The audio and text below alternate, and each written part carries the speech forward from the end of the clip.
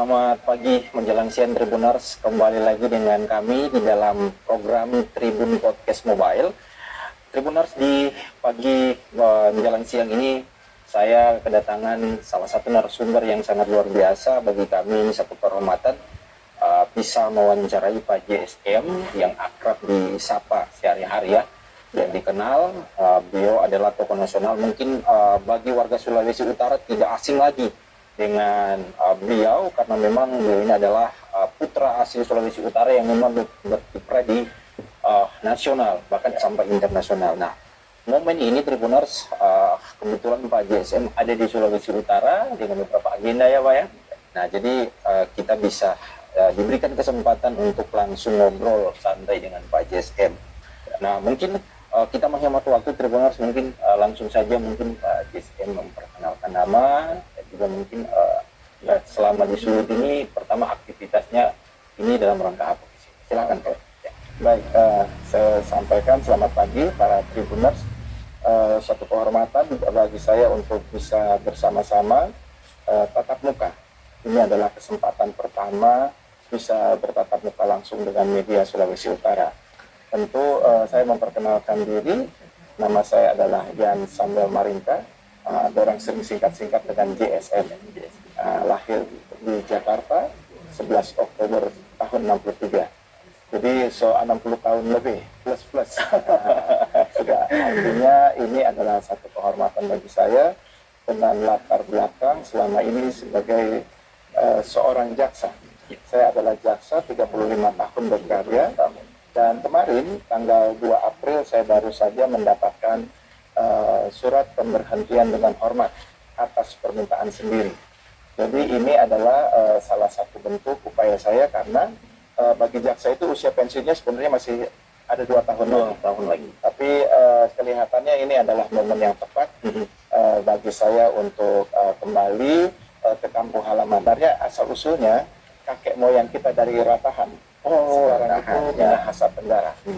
Jadi tetap darah Kawanua ini betul-betul melekat, baik ibu bapak ya karena lahir besar di Jakarta, namun kita asal ibu dari Gorontalo, dan bapak saya berasal dari Minahasa Tenggara. Nah, tentu 35 tahun berkarya di kejaksaan. Saya pernah menjadi Kepala Kejaksaan Negeri Tarakan di tahun 2003-2004. Kemudian Kajari di Serang tahun 2010, pernah menjadi Kajati Maluku tahun 2015, dan di tahun 2016 menjadi Kajati Sulawesi Selatan Barat, dan di 2017 menjadi Jaksa Agung Muda.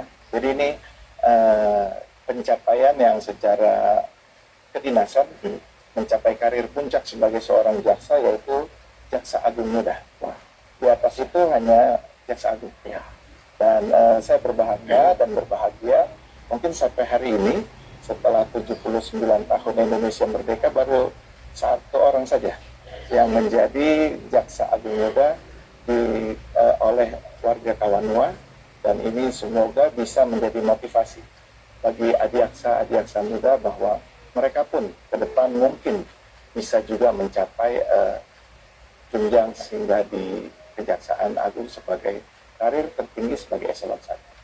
Di tahun 2021 saya dikaryakan, mungkin karena terlalu lama supaya kaderisasinya tidak terlalu terhambat, saya dikaryakan sebagai Inspektur Jenderal Kementerian Pertanian. Nah, di sini juga sebagai Inspektur Jenderal sangat lekat dan melakukan pengawasan dari Sabang sampai Merauke, dari Miangas sampai Pulau Rote, Aruk Entikong, artinya semua border Indonesia kita lakukan pengawasan bahwa bagaimana ketahanan pangan itu bisa berjalan dan pada akhirnya nanti mewujudkan kedaulatan pangan. Ya. Jadi latar belakangnya 35 tahun jadi jaksa, pencapaian menjadi Jaksa Agung Muda, dan dikaryakan menjadi Inspektur Jenderal. Ya.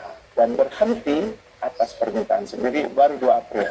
Jadi hampir sebulan ini, ya ini 2 Mei kan? Iya, ya. Jadi 1 bulan lalu saya sudah mencapai kemerdekaan, dan ini adalah salah satu bentuk pengabdian. Mungkin kita pernah bertugas di nasional, KJRI, bahkan pernah internasional. Nah, itu pernah dengar Saya katanya pernah jadi atase kejaksaan di Hong Kong ya, yang mengcover wilayah China maupun kawasan Asia Tenggara itu tahun 2004 sampai 2008. Jadi 4 tahun. Jadi penugasan luar negeri sudah pernah, penugasan nasional sudah pernah. Kayaknya ada yang belum lengkap kalau kita tidak kembali ke kampung halaman. Ini yang menarik. Itulah saya katakan teman-teman manggilnya JSM. Mereka suka mengganggu atau katakanlah membuat satu singkatan, jadikan seluruh maju. Ya, ini yang menarik Pak JSM. Nah, yang menarik di sini dari berbagai pengalaman sebenarnya ini kan kalau kita lihat pasti akan ditahan ya oleh pemerintah pusat karena dari berbagai pengalaman kiprah di nasional. Nah, alasan paling besar Pak JSM pensiun dini ini kenapa Pak? Karena kalau kita lihat ini mencapai karir yang banyak orang yang cari di puncak terus tiba-tiba masih ada waktu sekitar 2 tahun untuk terus berkarir tetapi akhirnya memilih untuk pensiun dini. Mungkin naluri ya. Kegiatan kita lebih banyak berbuat, kalau kita jadi jaksa fungsional kan tidak melakukan apa-apa, menunggu penugasan. Mungkin saya merasa ini lebih saatnya lebih bermanfaat. Selalu di tiap penugasan saya selalu katakan jadikanlah jaksa sahabat masyarakat. Jadi itu adalah visi yang selalu saya sampaikan kepada teman-teman. Bagaimana dimanapun kita ditempatkan harus melakukan kegiatan-kegiatan yang bermanfaat bagi masyarakat. Jadi ini adalah satu kegiatan-kegiatan yang berulang, visi dan menjadi bagian dari sikap hidup saya. Nah, kebetulan kemarin juga saat bertugas di pertanian, saya melakukan kunjungan-kunjungan termasuk di wilayah Sulawesi Utara. Ya. Jadi mulai dari Bilang Mongondo, kemudian masuk di Minahasa, sampai Bitung, dan selanjutnya ke Nusa Utara, bahkan sampai ke Talaut, perbatasan saya sudah melakukan kunjungan dan saya melihat potensi pertanian kita sangat luar biasa.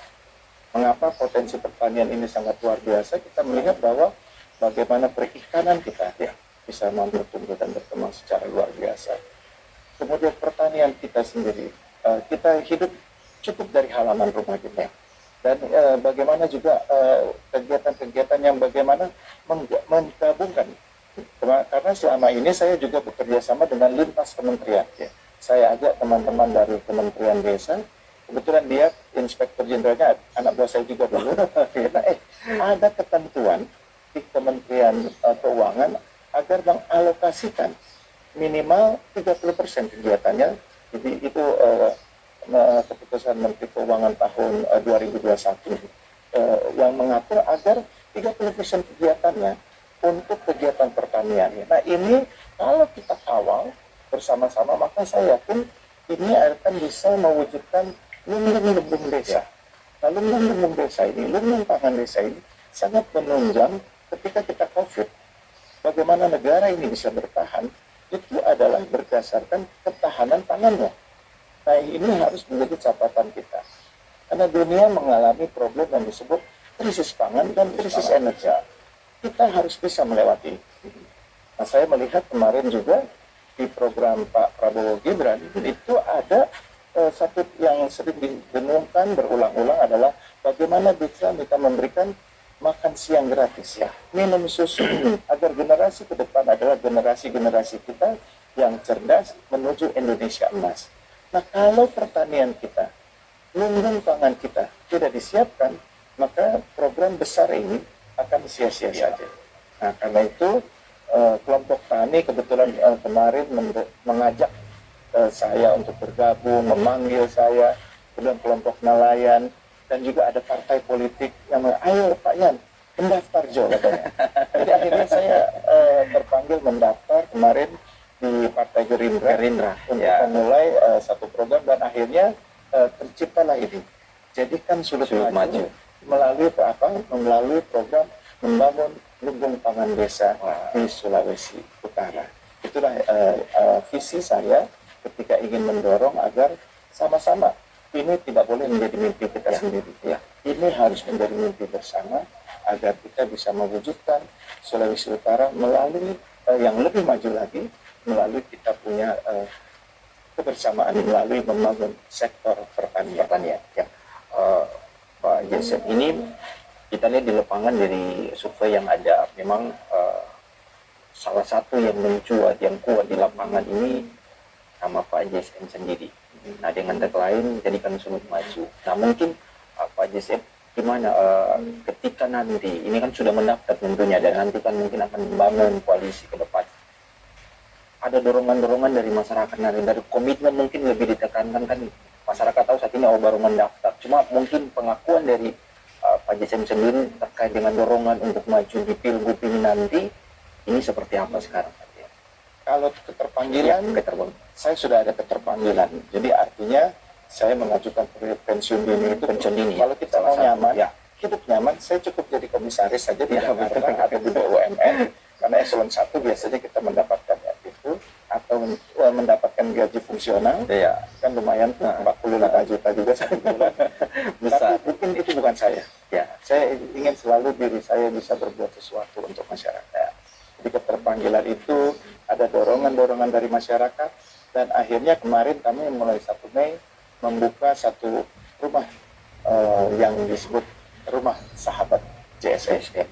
Ini adalah saya ingin melihat bahwa jika masyarakat ingin mendukung, jika masyarakat ingin memberikan aspirasi, silakan. Kami telah membuka diri untuk menerima, menyalurkan aspirasi di Rumah Sahabat JSM yang terletak di Megamas kemarin sudah diresmikan. Kemarin itu juga ramai ya, jalan waktu olahraga di perwakilan Megamas ya. Itu selalu ada persamaan.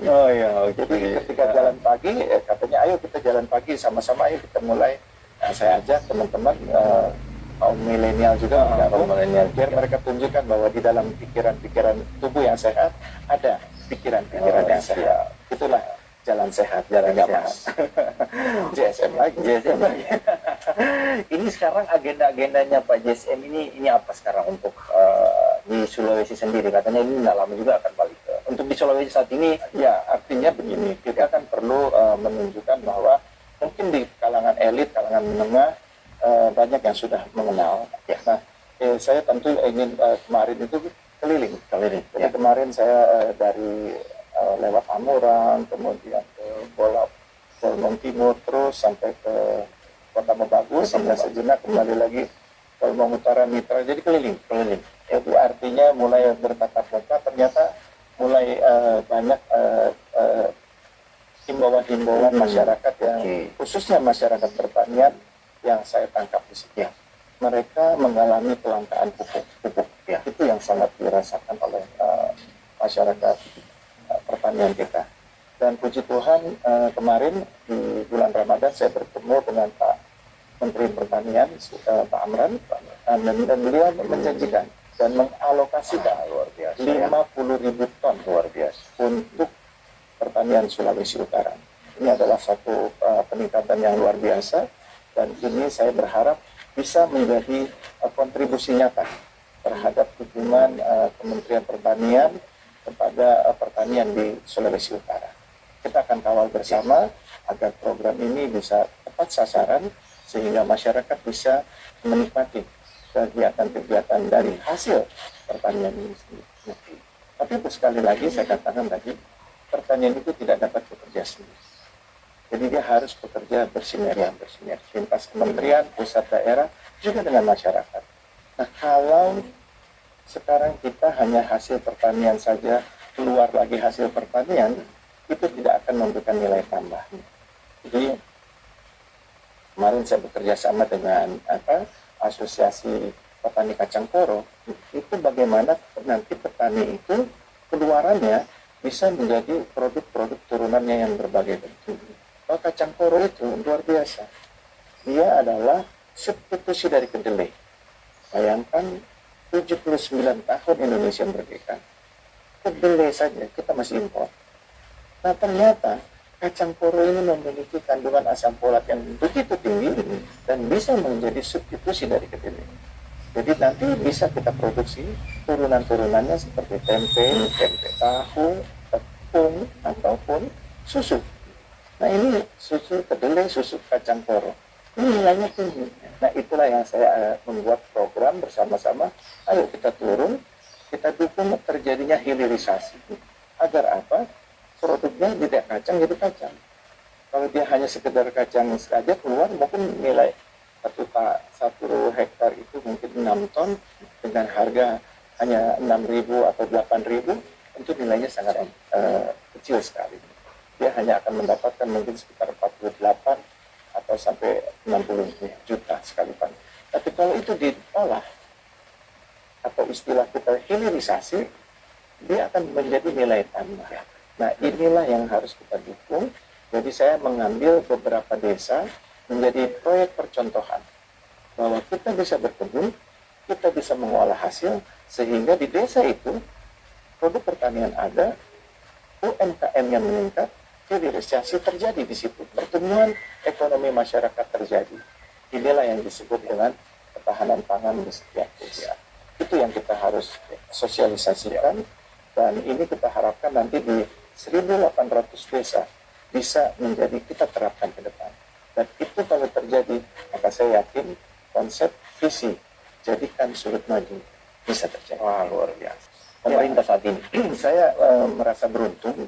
Ternyata penugasan terakhir saya sebagai Inspektur Jenderal sangat memperkaya hidup. Jadi artinya wawasan saya tentang kemanfaatan. Jadi hidup kita akan lebih bernilai ketika kita bermanfaat bagi banyak orang. Jadi ketika itu saya melihat bahwa di Sulawesi Utara yang katanya bumi niur melambai, ada krisis satu, yaitu tentang misalnya ini niur melambai itu kelapa kita ini ternyata sudah cukup tua. Jadi saya mengunjungi Balit Palma, Badan Penelitian Palma yang ada di Kairagi. ya, Di situ kita melihat bahwa lebih dari 120 tahun kelapa-kelapanya. Apa artinya? Lupa dilakukan peremajaan. Kita orang hanya menikmati hasilnya yang ditanam oleh leluhur kita, tanpa kita lupa bahwa itu harus dilestarikan. Nah, saya kebetulan beruntung kemarin dan melakukan peremajaan. Jadi dengan dorongan itu kita bisa lakukan, dan kemarin 2022 mulai kita lakukan peremajaan terhadap kelapa-kelapa kita. Ini penting, artinya apa? Jangan kita hanya sekedar menikmatinya, tapi kita harus lakukan pemeliharaan. Jadi itu kelapa-kelapa itu opa-opa, kolonial.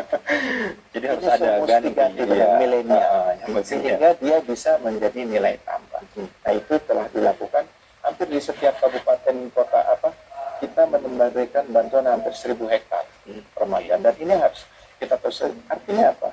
Kekuatan kita di situ. Ketika dulu pertanian kita ini sangat-sangat ya Tuhan baik sama Sulawesi Utara. Ketika dulu musim Krismon, Indonesia tuh Sulawesi Utara tuh Christmas katanya. Karena apa? Nilai ekspor dari pertanian kita tinggi, dan itulah yang kita ekspor. Itu kan nilainya dolar itu kalau dulu dari 2.500 jadi 18.000, ini kan manfaat yang nggak diterima oleh petani kita. Nah ini harus terus menjadi keunggulan kita. Kita harus tetap menjaga pertanian kita. Sumber kita jangan dilupakan bahwa kita adalah negara agraris. Itu harus kita ingat. Jadi kelapa harus kelapa. Ya dulu kita pernah menikmati kejayaan cengkeh, dan sekarang banyak lagi kegiatan. Siapa tahu ke depan ini kita sudah mulai melakukan kegiatan massal terhadap kacang toro ini. Saya yakin dan percaya kita akan jadi lumbung pangan Indonesia. Jadi kita bisa tangkap sedikit bahwa nanti ya untuk program besar Jadikan Sulut Maju, salah satu kerjasama ini akan fokus ke kegiatan-kegiatan pertanian, UMKM, dan tentu pembangunan SDM ya, efeknya. Ya, oke. Nah, sejauh ini kita masuk ke ini momen-momennya untuk tahun politik ya. Kita juga tahu bahwa ini persaingannya memang lagi naik-naik saat ini, karena ada beberapa calon memang ya. Nah untuk saat ini kalau dari sendiri untuk koordinasinya ini sudah sampai seperti apa ke partai-partai? Apakah nanti ke depan akan membangun koalisi dengan partai-partai yang lain? Kalau koalisi pasti, karena partai seperti kita ketahui Gerindra itu tidak mungkin sendiri ya. Dia hanya 4 kursi. Jadi membangun koalisi itu adalah satu keharusan. Jadi dengan kebetulan Gerindra yang ditunjuk sebagai koordinator dan PSI menjadi sekretarisnya. Jadi kami sudah membangun komunikasi baik dengan Gerindra, dengan Nasdem, dengan PSI. Kita sudah melakukan koordinasi itu secara baik melalui ketua DPD dan juga melalui pengurusnya di DPP. Pasti untuk saat ini betul-betul sudah siap ya untuk memberi artinya kita menawarkan diri ya. Bagaimana masyarakat sekarang menilai tentang calon-calon yang memiliki konsep yang dirasakan bisa ikut membangun kesejahteraan. Saya tidak melihat mereka itu saingan. Ya. Mereka adalah bagaimana kita membangun sama-sama Sulawesi Utara. Ayo kita harus bekerja sama membangun Sulawesi Utara bersama. Ini adalah kampung kita. Ya. Kita tunjukkan kita punya presiden orang berdarah Sulawesi Utara. Kenapa kita tidak melakukan yang terbaik untuk negeri ini? Nah, kita juga dengar Pak JSM jadi ketua persaudaraan Kawanua ya kalau tidak salah ya Pak. Dewan Penasehat di Jakarta. Nah itu perkumpulannya seperti apa Pak? Jadi Kawanua ini adalah warga-warga Minahasa yang berada di perantauan. Jadi artinya kemarin kebetulan saya didaulat selain sebagai dimohon untuk menjadi penasehat, kemudian mereka juga meminta saya untuk memfasilitasi kegiatan tahun emas. Jadi hampir selama setahun kita melakukan kegiatan simultan sekaligus pembentukan Kawanua di berbagai provinsi. Jadi bersama dengan DPP kita lakukan kegiatan di Papua, di Jakarta, kemudian di Kalimantan Barat, di Sulawesi Selatan, di Makassar, kemudian di Jawa Barat, dan secara simultan. Artinya apa? Kalau kita yang tidak peduli kepada budaya, ini kan banyak nih anak-anak yang seperti saya ini, culture shock. Artinya kita tidak kehilangan nanti jati diri. Ini yang harus kita jaga budaya, jaga Minahasa. Kalau bukan kita, siapa lagi? Jadi kadang-kadang banyak kalau orang-orang yang merasa sudah lahir besar di Jakarta, mereka sudah kurang peduli lagi. Ya betul. Ini kumpulan ini mulai kelihatan kekurangan gregetnya. Ya. Nah ini booster keberpihakan seperti ini harus kita dorong agar simbol Kawanua ini harus tetap ada, simbol Minahasa ini harus tetap ada di sanubari mereka yang berasal keturunan dari Minahasa. Ya, siap. Oke, terima kasih ya Pak JSM. Kita masih suka ngobrol tapi kita dibatasi oleh waktu. Ya, mungkin ke depan kita akan lebih banyak lagi mungkin program-programnya ke depan. Jadi Tribuners mungkin perkenalan singkat ya dari beliau, gimana punya latar belakang luar biasa, berkiprah di nasional, bahkan salah satu-satunya putra sulung yang berani untuk mengambil sikap untuk pensiun dini dan kembali untuk mau bukan pensiun, alih profesi ya, lebih tepatnya alih profesi. 35 tahun kan sekali-sekali ya kita coba alih profesi dari birokrasi kita coba ke politik. Namun semuanya adalah ingin memberikan kontribusi nyata bagaimana kita bersama-sama jadikan Sulut maju. Ya, nanti sisa bagaimana masyarakat bisa melihat rekam jejak dan bisa melihat juga gimana membangun hubungan dengan masyarakat. Mungkin Pak, silakan untuk closing statement-nya terakhir kepada masyarakat Sulawesi Utara. Baik, saya berpikir ini adalah waktu yang tepat, walaupun singkat, kenalilah calon-calon ini yang nanti akan melakukan satu wujud nyata bagaimana kita membangun Sulawesi Utara bersama-sama. Jadikan Sulut maju. Terima kasih. Luar biasa Pak. Terima kasih banyak ya untuk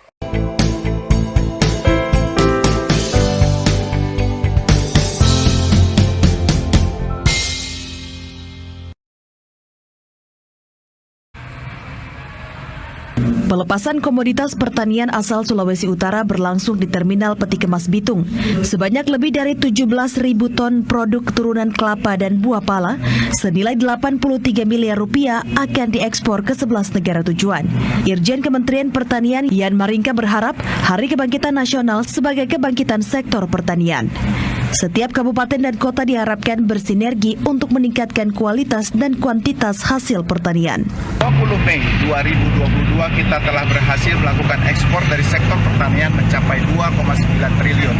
Hal ini menunjukkan bahwa pemulihan ekonomi nasional terus bergeliat dan ini khususnya dari sektor pertanian. Ya, kiat-kiatnya kita terus menggerakkan sektor pertanian dari bukan hanya di pusat saja, kita terus bekerja sama dengan kabupaten kota. Kita juga membentuk jaringan petani-petani muda. Kita juga harapkan mereka tidak saja memenuhi kebutuhan sendiri, tetapi kita juga mengajak mereka untuk memenuhi kebutuhan ekspor. Nah,